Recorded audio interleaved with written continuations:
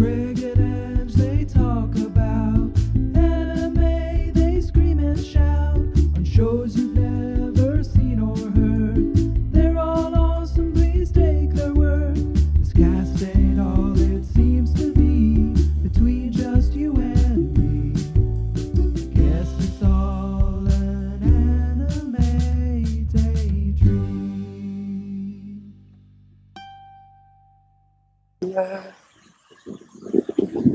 That's the theme song now. Until we get anything better. Nah, Greg, that's copyrighted. We gotta edit that out. No, I put an extra a note at the end. It's not. We're not sponsored by McDonald's yet, so.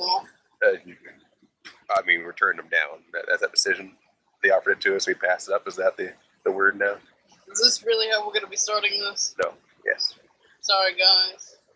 Yeah. Anime Daydream. It's a thing we're doing now. Hello, my name is Angel. My name is Greg. We're here to. We're both various, pretty much. I guess veteran is a fair word to say, of anime fans. You've been at it for a while, I assume. Yep. First thing was DBZ and Sailor Moon, of course, but then I delved into manga with Chobits and Ranma 1/2, and then it kind of just went from there. Yep, and you're still at it today. Yeah, I'm still watching most of them on the series. If you guys aren't watching Death Parade or Assassination Classroom, you should be watching them right now and not listening to this podcast. Just do it. Yeah, I'm Greg. Also, I guess late high school, I've been in anime, and that's been a couple of years now. All through college, I was just gobbling it up, and I'm distinctly more jaded to it now than Angela is. I don't watch nearly as much or read as much manga lately, but there are still good ones out there. I'm a little more to the out there stuff, and that's kind of where this podcast comes from. Anime Daydream, basically we're pushing aside the good and the popular ones like Ranma Half and Death Bar. What's that one? It's Death Parade. Death Parade, because it takes place in a parade. Yeah, we dug deep. We went for the ones like anyone could review those series. Everyone knows, everyone loves, everyone hates. We dug into the like the fossils of. We're going back into the old VHS tapes, boys and girls. Sometimes, yeah. But you may not even know what they are, so go Google it. Yeah. These are the. It's a better word than fossils. They're not all that old. They're just lesser known. It's not your Naruto or One Piece. No. This isn't even your pre-played. I mean, this is deep in there. It's underground. You may not have heard of it. Probably not. We hope that this podcast informs you of shows that you may have missed, and that you may go out and watch afterwards. Yeah, we're not being hipsters. We're being like, this exists. Get out there. And also, if you guys have a request for a show for us to do, feel free to go ahead and provide that.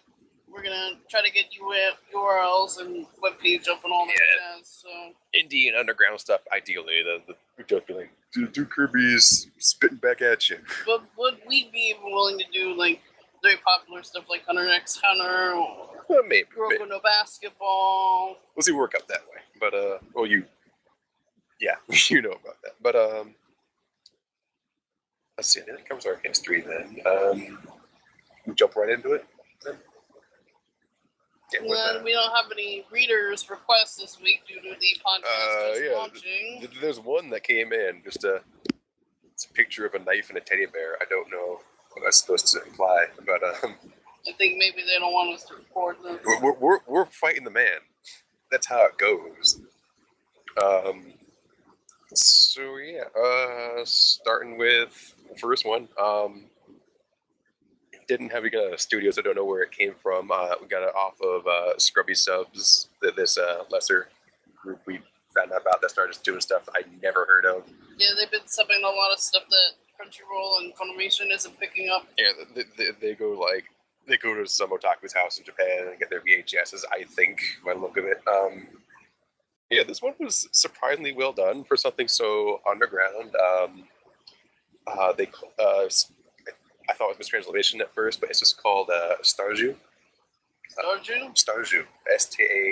StarJu. It's apparently shorthand slang within this series. It's, I guess, near future. It seems to just be in Tokyo, but everyone's all about star juice, or as they call it, StarJu for short. It is people are going to stars and like mining and juicing there to get actual star juice. Oh, okay. I think I've heard of this series before. I Yeah, think well, you watched it, I hope. Did you prepare for this at all? I've seen some clips. Oh, okay. I'm prepared enough. I know the studio Sunrise Oh. with their Gundam fame. They needed something to fill the blanks in between G Gundam and Mobile Suit Gundam. Oh, fell between the cracks, I guess. Yeah, I'm trying to make some extra money. It's their Star Wars Christmas special. They're trying to make everyone forget it existed and like brush it under the carpet. Pretty much. That's why not a lot of people watch this one, but the mecha action from when they were going up to the different planets to harvest these stars was pretty cool, I think. The graphics that they had back in the day. Yeah, that was definitely interesting. I like the weird. It wasn't all hard sci-fi. There was the stuff like I don't know, it was Despicable Me or something, where they had that short where the kid climbs a ladder onto the moon and cleans the stars off. Oh yeah, that was DreamWorks thing. Yeah, it reminded me a bit of that at times. So they were just very. They were walking on stars and putting drills in them. Like it was not that hard. I guess you could kind of consider it to the beginning of Gurren Lagann when they're going through in the mole and everything. Well, yeah, big drill theme, but it's all very space. We get a lot of different angles of it. There's the people who are fighting for the territories and the stars, and there's the miners who are going back and forth, and the weird magical kind of views they have of their duty, and then there's people on Earth going like, "Oh man, I'm the Stardew stuff, woo, flipping ollies, drink my orange flavored star juice." Was this adapted from a manga or a light novel or anything, or was this original?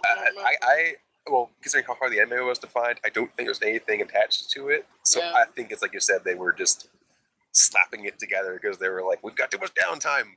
Our animators like slaves." Yeah. No, seriously, that's how animators are over there. Still, they're kind of wages and stuff. I've heard things are bad for even the American studios. Or the Americans that had Korean studios were not the best treated as far as they knew. At least as the cartoons depicted. But who was your favorite character? What's the one? The kid who had the cat in his mecha with him. Wasn't like the intelligent talking cat. It was just an obnoxious cat. But Natsu? Yeah, that's it. Natsu.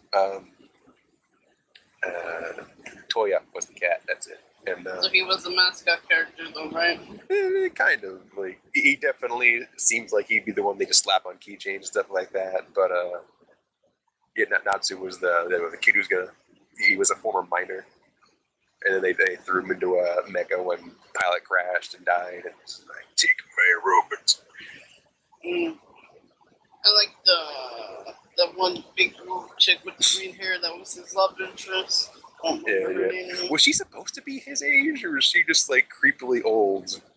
Like, I don't think that ever got addressed. It's anime. It's just like everyone is 16.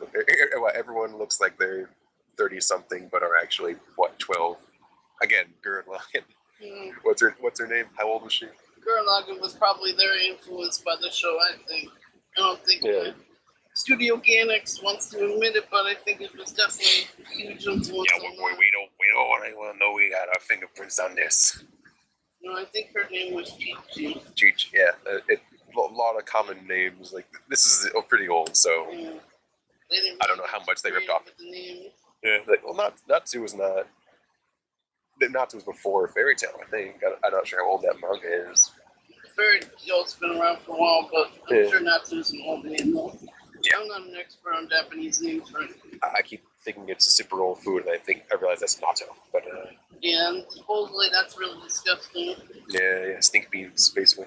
Well, yeah, but let's see. I guess was there any certain setting you preferred of your between we got a little bit of the Earth stuff. I like what we saw with that. between the Gundam fighty stuff and the miners world traveling to these stars and stuff. I just thought the space travel was probably the most unique part. When they had to like go in between planets and stuff, and that's when they would beat up aliens. And that's when, you know, Sunrise Mecha is their whole thing. That's their whole what they're known for. So that part was really well animated. You know, the backgrounds were nice. It was just, I don't know, really well done for its time period, which is probably somewhere between the late 80s, early 90s, I figure. Yeah, the style was definitely a little dated, but it had a little extra polish on it for some reason. Like, I guess maybe they wrote it really fast so they could focus on animating. It was mostly episodic stuff anyway, so like, I again very post that, but the space dandy stuff was like this day we're on the planet or whatever. Just yeah, I mean it had a consistent theme, but it wasn't like there wasn't any overarching villains or anything. It was just random aliens. Yeah, they picked up the occasional crew for their starship, StarJu ship. They didn't call them spaceship. They would always call them StarJu ships. I think. I don't think they ever changed that pattern. I think so. Yeah. But what was your favorite alien crew member of them? Because they got what 6 or so by the end. That like with names. Yeah, sure. Probably the one that was kind of looked like Duba or Jaja. no, not Jar Jar Binks. Jaja. It sounded like Jar Jar Binks, but it wasn't. Predated again. Couldn't have been a knockoff. Yeah, I really hope George Lucas was not influenced by that. Why would you steal that? He was pretty cool. He had like a full hawk and stuff and tried to act like he was from the 1950s. Yeah, He didn't understand modern culture. And that big jaw, it was like down on his knees, and he'd be like, ha, and like when he was talking, it was just so freaky looking. Want to go outside and smoke? yeah, that giant cigar and his giant jaw was iconic. Yeah, so not all the aliens were bad, just some of them. Hey, Some of them wanted to get the money from Star Mining, so. Mm-hmm. I thought you meant bad as like poorly designed. there was the annoying one or two. I think there's some screen caps around the net of the show with the quality, you know what I mean? Certain angles, certain places where they lost the budget. Yeah. But I'm not sure exactly how this show sold, but I mean, speaking of out of budget, I the episode they were just like clearly milking it for time as a filler episode where they all talked like balloons with the air being let out. They would like pop up and be like, and like everyone would just stand there and let them go. That's right. You got the clips. I tried to get the best of the best of this one. It was hard to find. I couldn't find it. I'll patch the torrent for next time I get them, but because I tried. There's no DVDs to be found. Again, they're trying to bury it, I assume. And I only saw like bits and pieces from YouTube, and not even my anime list had any links or anything. And just this is very unknown series, and that's probably because Sunrise just wanted to bury it under the ground and not have anyone ever mention it again, which is a shame because it's not horrible. It's just it doesn't really have a plot. Yeah, it's very drifty, like all I don't know, like almost Alice in Wonderland touch to it in a weird sci-fi way. Just them, just like we're just going on a journey, just gonna be back whenever. Here's wacky characters we meet. And he never does hook up with the girl either. Spoiler. No, yeah, well, I mean, there's no solid ending to it. I feel they just like ran out of time. They're like, not the next show. Like, they were just pretty much. It was only a 13 episode series. Yeah, we got like a 6 month schedule until the next Gundam. Philip, time to kill the time. I think it aired during the summer. Yeah, well, the animators were all just like already in their air tubes and their trunks, and they're like, "Where you going?" Like, "Some vacation, boss." Like, we got another series to make. Oh man. Yeah, because I mean, traditionally, it's not this way really anymore. But traditionally the winter and summer seasons are usually when the lower grade shows would premiere, but that has since changed. Oh, the summer series usually have a lower quality or rating, or like Yeah, lower quality. Like they usually save their big guns for the fall. I guess because everybody's watching anime anyway during summer breaks, or Yeah, I think it's more the thing that nobody's really around during summer and winter. well, they don't have huge breaks over there anyway, so. Well, I mean during holidays and Golden Week and stuff, there is. But yeah, not about culture. This is about long forgotten series Well, or overlooked. Well, we are going to have to discuss the cultural aspect. Oh yeah. Sometimes, depending on when the series came out. No, yeah, definitely. Like, what does this mean culturally? And so the robot fights were they were your favorite part, or they? Yeah, I kind of checked out. So, yeah. You get the best. You get the best of them, so you probably got some more, less the fillery stuff where you're just like, I shoot you with the laser. No, I shoot you with the laser. But I have 2 lasers. You probably got the finishing moves and the ones they blew their budget on us, laser sword combo or whatever, laser fencing. That was I felt really dated when they had a laser fencing scene. One. Just I don't know. Like not even lightsabers or anything like was actually resembling a laser. Just like when they were, I don't know if you saw it, but when they were in the trading room, those 2 guardsmen, and they had this like crazy elaborate trading sword fight thing, bounced off the walls and stuff. But all they had was like a rapier handle, and just like just buzzed and a laser sword beam about like a couple of feet long, just pops out, and they just like whack each other with it, like the Futurama nightsticks. They was like, vroom. Yeah, it was weird.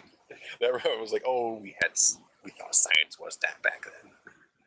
They still had a good opening then. Oh yeah. The jazz trumpet and the. Yeah. I thought it was a keyboard for a while there, but I'm bad at instruments. Yeah, why would you have a guitar in an opening? Because isn't it just a keyboard you holding a guitar? Yeah, but they really liked it back then. So you think there was like one dude who like they hired a keyboardist and he's like and they're like, well, he did the boops, and they were like, I don't know, we're not feeling. He's like, you want me to really feel it? And he flips the shades down over his eyes, and he knocks the legs off from under his guitar, and he's like, pretty cool back in the day. But like, he could have played it on a keyboard. I don't know. I think there was. You think he was? Sound difference. I don't know, listeners. If you know the difference between a guitar and a keyboard, please write to us. Like, yeah, we need like sound wise. We know you pick it up, and one you just kind of wheel around. Wow. Yeah. Sorry, we got a little distracted. I'm good. I'm glad to rant about guitars for a while. The one Asian dude was way into him back then in Japan. Who was just like their Fonzie, and he slung his keyboard over his back and rode off into the sunset on his motorcycle to write some other theme song. Again, yeah. I think he had his debut here, and then they fired him. Yeah, I saw like Toroji was the player. Which I assume it was a stage name. I've never heard it as an actual Japanese name, but they were big at those in the credits, especially in those days. He certainly was no gap, I tell you that. But who was that? He's a famous Japanese pop star. Oh, well, what did he do? He did like a lot of openings with him and into the band. I think he did one of the best openings. I forget. I'll look it up later. Let's see. Anything else you really want to bring up about it? It had usual lazy endings. The OP was the highlight for sure, which a lot of animes do, I find. I don't know. I mean, I really like the concept of it, and the fighting, but it just kind of felt like there was no point in watching it after the end. The end was just like, Okay, let's just go on more adventures. Yeah, it was. Like, why did I just watch this whole thing? It was cute. Yeah, I mean, don't get me wrong. I do love my slice of life shows, but I do need some kind of emotional impact or something, or moral lesson. Yeah. We got more characters, but not particularly deeper. And those more characters, never got developed. So yeah, they were hit or miss. I just felt like they decided to waste all their time putting in all these characters, and then they did no actual character development. Should we have Tits McGee fall in love with the pilot kid? Like, nah, just draw this alien with like big old googly eyes. Yeah, with dick appendages. Yeah. Yeah, if you did look at peanut, you saw that, right? Yeah. So The whole that was clearly intentional. Like the Little Mermaid cover. I don't know if that was intentional, but I still barely see it. But yeah, when this Faraka, that was whenever he was like alarmed or angry, he was like, and the weird penis nose went like straight up. So gross. It was so creepy. Fucking Japan. I never want to see that again. I'm just surprised it doesn't show up on 4chan more. I'm surprised it didn't have like a single tiny black bar across his face because of like weird Japanese censorship. Oh yeah, you can't like show the whole dick. You have to censor the very top. Or you have to say it's a cucumber or it's a tentacle. I just think they didn't care. It was like, or it's a crazy demon rooster penis. F it, just put it in. Nobody's gonna watch the show. I think that's just kind of how they felt. Like, I feel bad for the people involved because clearly they put a lot of effort into it. But I couldn't really find any sale readings, and I only saw like. I mean, they have to get paid. Well, obviously, but I didn't really see much merch. So don't go looking for merch of this, guys. Don't hear about really any. But then they didn't want to push it. I mean, you could try Mandarake, but I don't think you're gonna be able to even find anything on there. And they have a lot of old school movies. I almost feel like that was their show was. I think it was the Muppets Tonight show where they had like their like TV lineup, and they were like, "Oh, this is our new series." Oh, you think it was their Friday show? Not even. Like I feel like it was like they're like, "Oh, what's this time slot? Oh, that's where we show our TVA show." Like TVA, what was that stand for? To be announced. Oh no! And they had like throw a show together, and that was, I think, the premise of Muppets Tonight.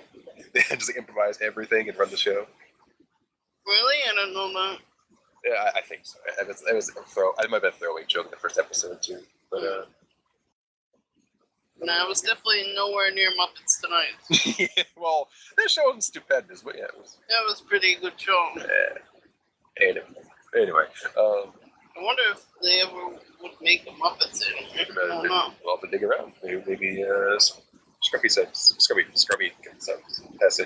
Or maybe you listeners can provide us with information on that. Yeah, good title. I know they had a cartoon or two, but well, Muppet Babies, obviously. But... Oh no, there wasn't one. There was Little Muppet Monsters that was supposed to be a combination of cartoons and puppetry, but like. I think it only aired 2 episodes. They made 2 episodes, and Jim Henson was like, "No, throw it away." Like to a point where like they had an anniversary special that had like, "Oh, coming this summer," but they never actually showed it. Oh, jeez, no, I never heard about that. I remember the second part for sure. I heard the first part.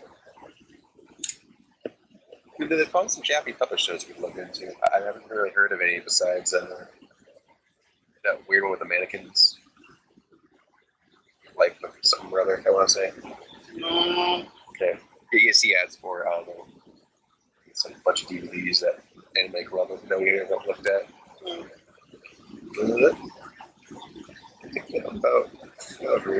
What are your final thoughts on?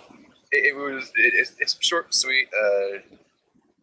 If you're big on like a casual sci-fi series of robot pilots that travel the universe and getting like the weirdly Sunny D looking juices from a star, yeah, go for it. I don't know if it's to die for it, but I'm looking for it.